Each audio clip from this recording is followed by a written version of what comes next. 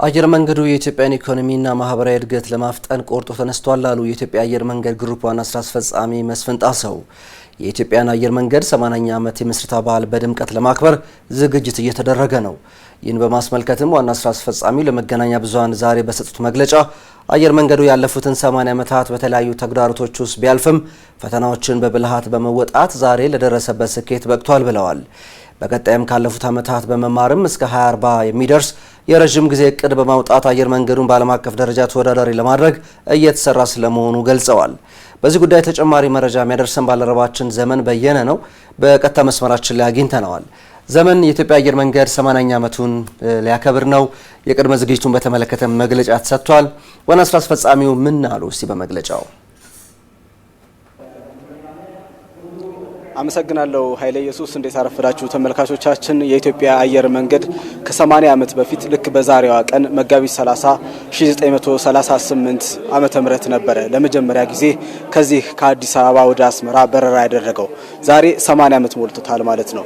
ያኔ በዲሲ 3 በተሰኘች አነስተኛ አውሮፕላን ነበር በረራ የጀመረው።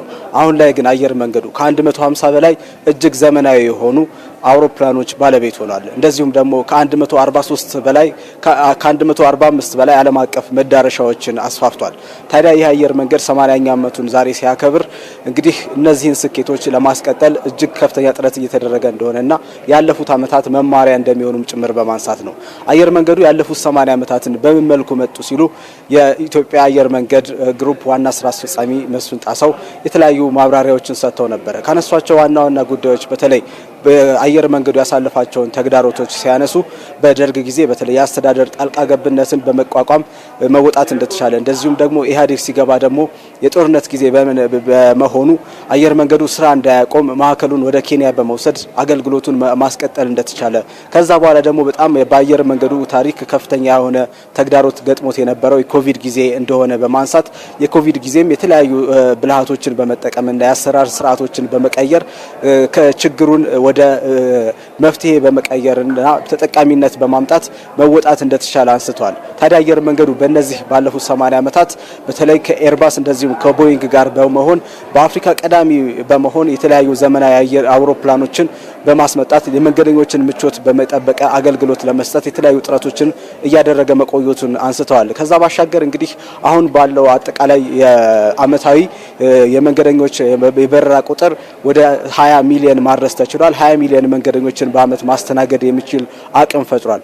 እነዚህን አቅሞችን እንግዲህ ለማሳደግ የተለያዩ ስራዎች እየተሰሩ እንደሚገኙም ነው ያነሱት። በአገር አቀፍ በረራም እንግዲህ አሁን ላይ 23 የሚደርሱ መዳረሻዎች እንዳሉ አንስተዋል።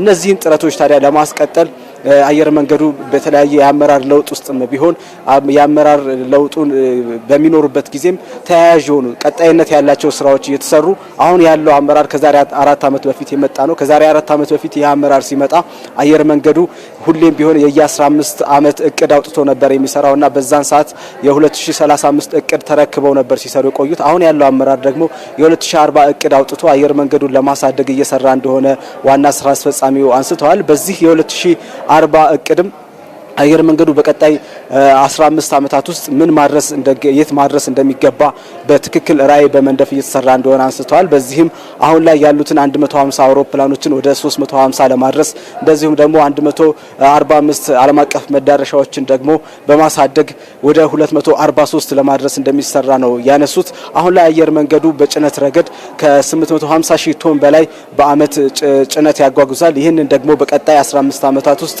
ወደ 1.2 ሚሊዮን ቶን ለማሳደግ እንደሚሰራም አንስተዋል። ከዛ ባሻገር እንግዲህ የመንገደኞችን ቁጥር ወደ 60 ሚሊዮን ለማድረስ እየተሰራ እንደሆነ ነው ያነሱት።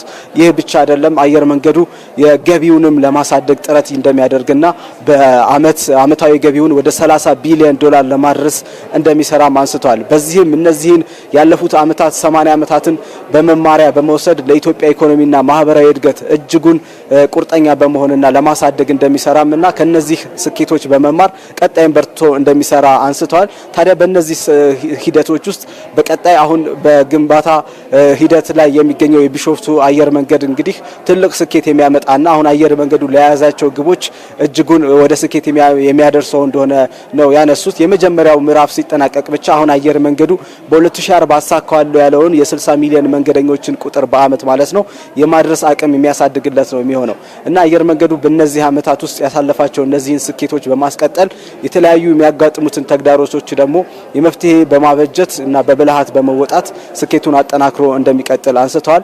አሁን ይህ 80ኛ ዓመት የምስረታ በዓሉንም ለማክበር እንግዲህ ሙሉ ዝግጅት መጠናቀቁንና በቀጣዮቹ 6 ሳምንታት ውስጥም በተለያዩ ሰፋፊ መርሃ ግብሮች ይህንን 80ኛ ዓመት ምስረታ በዓሉን እንደሚያከብር አንስተዋል።